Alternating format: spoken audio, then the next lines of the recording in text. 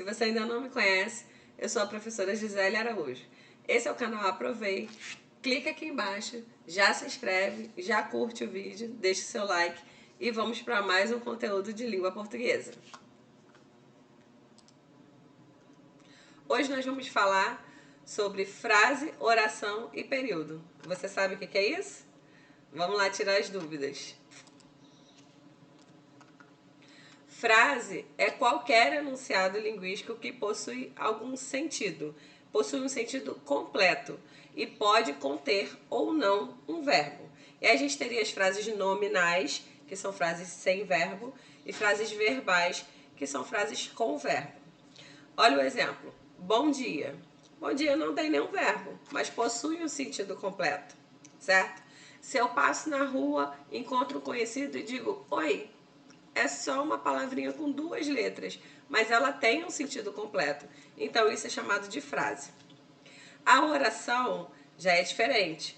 Para ser considerada uma oração, precisa necessariamente conter um verbo ou uma locução verbal, que a gente sabe que é quando nós temos dois verbos juntos, verbo principal e verbo auxiliar, ok? Então, a oração ela se estrutura através de um sujeito e um predicado, ou apenas o predicado, que a gente sabe que existem as orações sem sujeito, certo? Olha o exemplo que está em nosso slide. Acorde, menino. Acordar é o verbo, ok? E aí tá falando com o menino, tá pedindo a ele que acorde. Agora, o período. Qual a diferença desses três? Vamos para o período agora. Enunciado formado por uma ou mais orações. Exemplo, a criança dormiu tarde, por isso não conseguiu acordar cedo. Olha quantos verbos nós temos aí. Dormir, conseguir, acordar. 3 verbos. Se fosse uma oração, se a gente estivesse classificando, né? A gente poderia contar como 3 orações.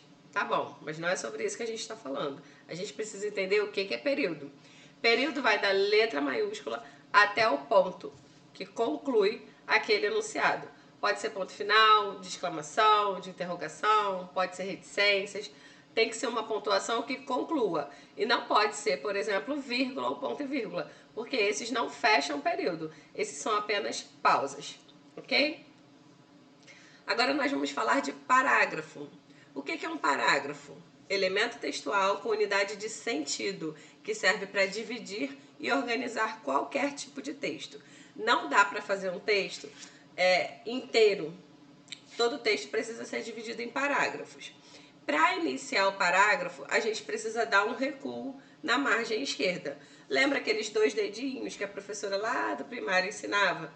Então, é isso. A gente marca aqueles 2 dedinhos e começa a primeira linha. Na linha de baixo, a nossa primeira palavra vai encostar lá na margem, tá? Esse recuo é só na primeira linha. E aí, a gente encerra o parágrafo com ponto, geralmente ponto final. Eles podem se dividir em parágrafos de introdução, de desenvolvimento e de conclusão. Isso a gente está falando dos textos, né? Os textos vão ter basicamente essa divisão das 3 partes. Os parágrafos vão se estruturar nesta ordem. Tópico frasal, que é a primeira frase do parágrafo e deve apresentar uma síntese da ideia principal. Então, cada parágrafo vai falar basicamente de um assunto, né? Vai enfatizar um assunto. E esse assunto já vai ser colocado resumidamente na primeira frase do parágrafo. Isso seria o tópico frasal. E a partir dali vai haver um desenvolvimento e uma conclusão em cada parágrafo, ok? Progressão temática. O que é isso? Você percebe que a gente está falando de tudo que envolve um texto, né? A progressão temática no texto se dá pela inserção de novas informações que fazem com que o tema seja desenvolvido nele. A gente não vai fazer um texto de 20, 30 linhas repetindo as mesmas informações, correto? A gente vai inserindo novas informações e dando fluência ao texto. Então, para isso acontecer, a gente precisa também dos articuladores sequenciais. O que é isso? Os mecanismos de coesão, por exemplo, as conjunções. Então, existem ali alguns mecanismos que são usados para dar essa fluência ao texto, para que ele consiga progredir, tá? Isso garante a articulação entre as partes do texto e estabelece relações entre as informações. O texto possui várias partes, certo? A gente começou dos menores, Nós falamos de frase, oração e período. Juntando isso, a gente forma os parágrafos. E a gente acabou de falar que cada texto vai ter sempre alguns parágrafos, né? Não vamos falar de um número exato porque é difícil, cada texto tem um tamanho e tal. Se a gente fosse falar, por exemplo, de redação do Enem, que é um tema muito trabalhado nas salas de aula, basicamente 4 parágrafos, tá? Um de introdução, 2 de desenvolvimento, e 1 de conclusão. Mas a gente não está aqui hoje para falar especificamente da redação do Enem. A gente está falando de textos de maneira geral. E todos os textos precisam de uma progressão temática, que seria essa inserção de informações, o uso das conjunções de maneira correta, dividir os parágrafos no momento certo, porque também tem um momento que você fecha um determinado assunto para introduzir uma outra informação, lógico, dentro do mesmo tema que está sendo discutido naquele texto, ok? Então a gente tem o uso dos articuladores, que são responsáveis por dar sequência ao texto, e também a função referencial, né? Se referir a algo que foi falado, se referir a algo que vai vir ali na frente, tá bom? Então, tudo isso, se não for bem empregado, se não for bem utilizado, acabam comprometendo a coesão e a coerência. O que seria isso? Um texto coerente é um texto que tem sentido, tem uma lógica, tem um nexo. Isso é um texto coerente.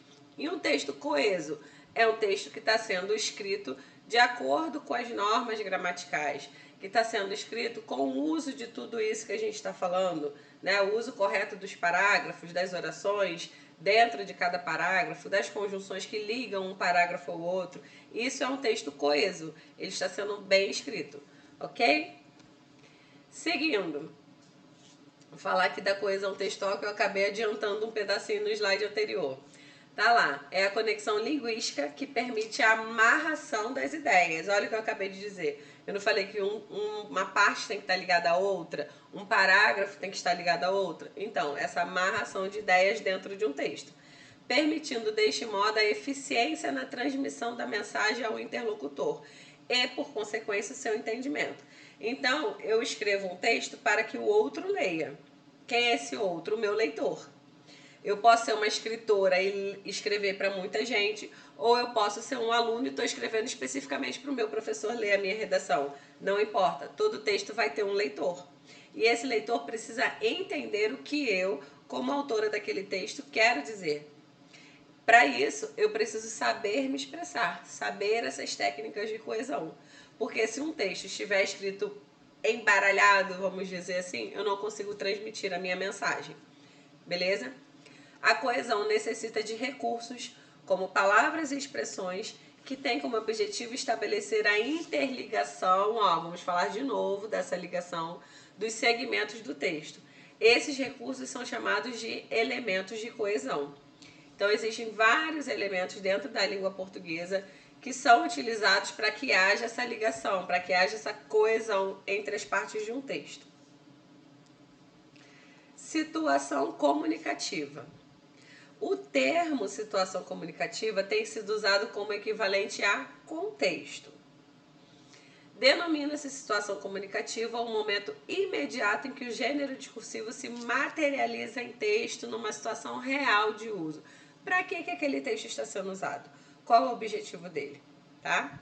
Os fatores que configuram a situação comunicativa na qual o gênero discursivo se encontra ancorado englobam os atores sociais envolvidos. Então, quem está envolvido ali naquele texto? Que situação é essa que eu preciso dessa comunicação?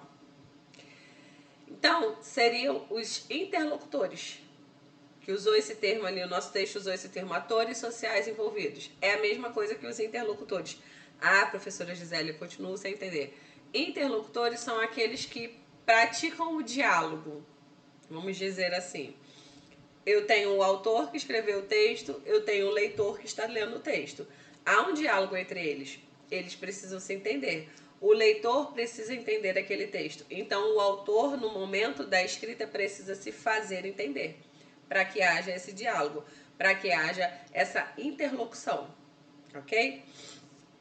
O espaço também está envolvido, que é o quê? O contexto de circulação. onde esse texto está sendo impresso, onde esse texto está sendo veiculado, né? Ou não necessariamente impresso, já que hoje em dia a gente lê tanto também pelas telas, né?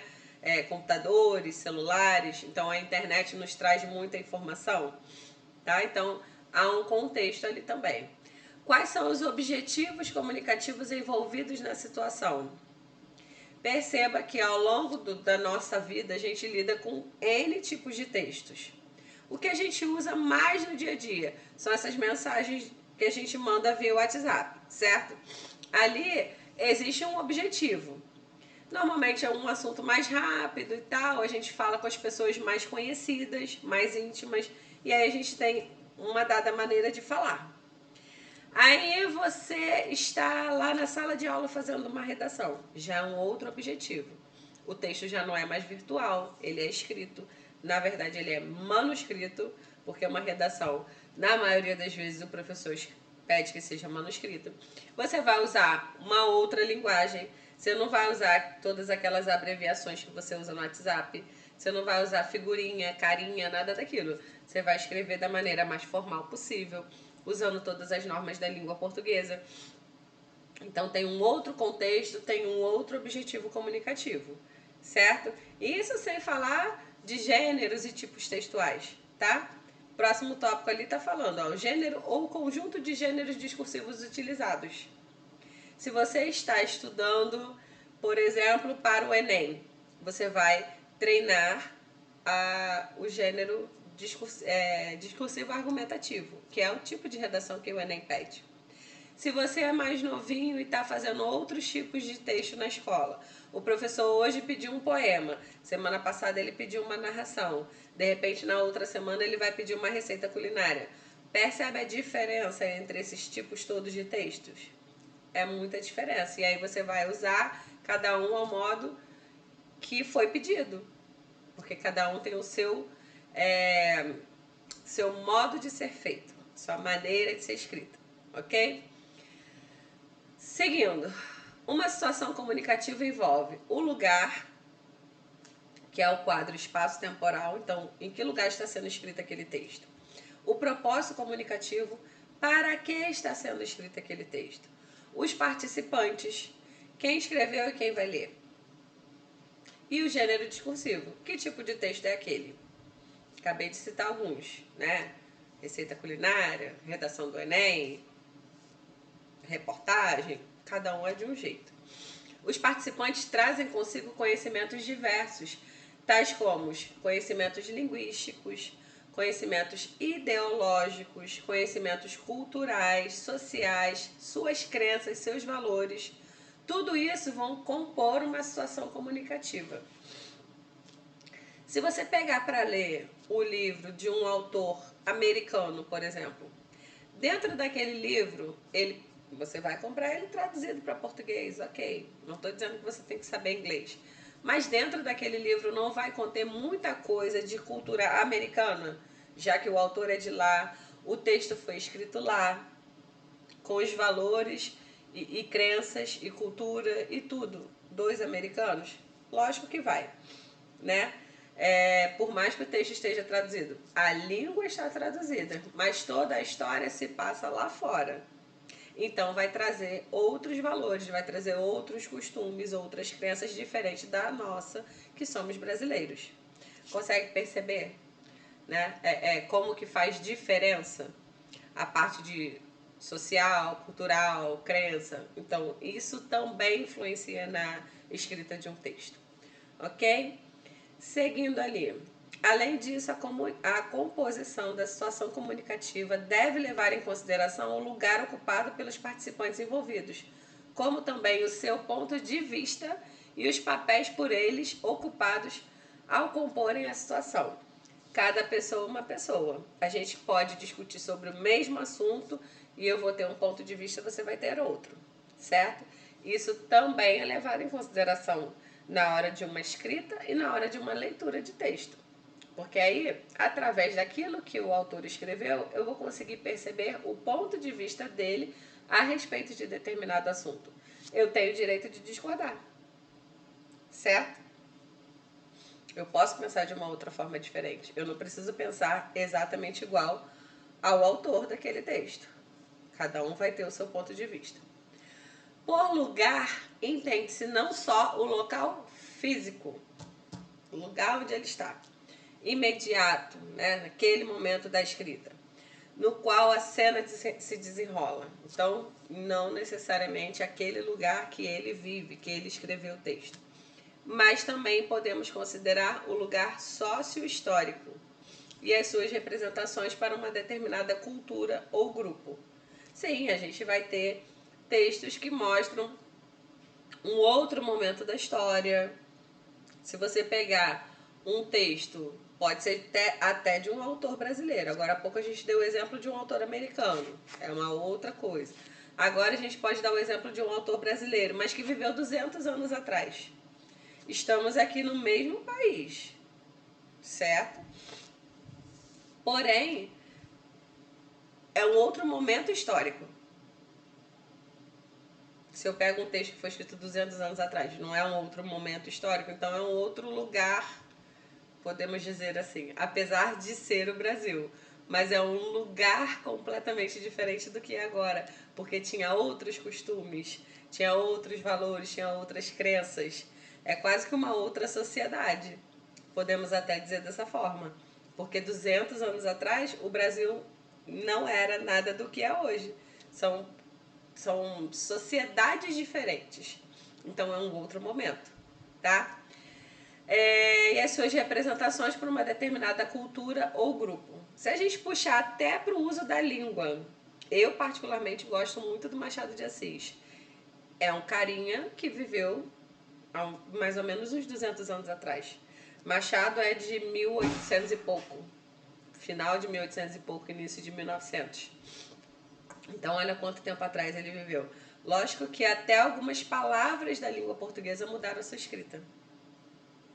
Quanto mais os costumes da época, quanto mais a sociedade da época, né? Então isso também é levado em consideração na hora da gente ler um texto. O momento em que ele foi escrito, o local em que ele foi escrito, o século em que ele foi escrito, tá bom? O propósito comunicativo diz respeito à finalidade, ao intuito da comunicação, ou seja, para que foi escrito aquele texto? Qual é o propósito dele? Qual é a finalidade dele? Ok? Temos um exemplo aqui de situação comunicativa. É possível ilustrar uma situação comunicativa no exemplo a seguir. Olha lá. Ao longo de uma aula, numa escola, um supervisor pede licença para dar um aviso à turma. Nesta situação comunicativa, é possível depreender seus seguintes elementos. O lugar, qual é? A sala de aula. O propósito comunicativo, qual é?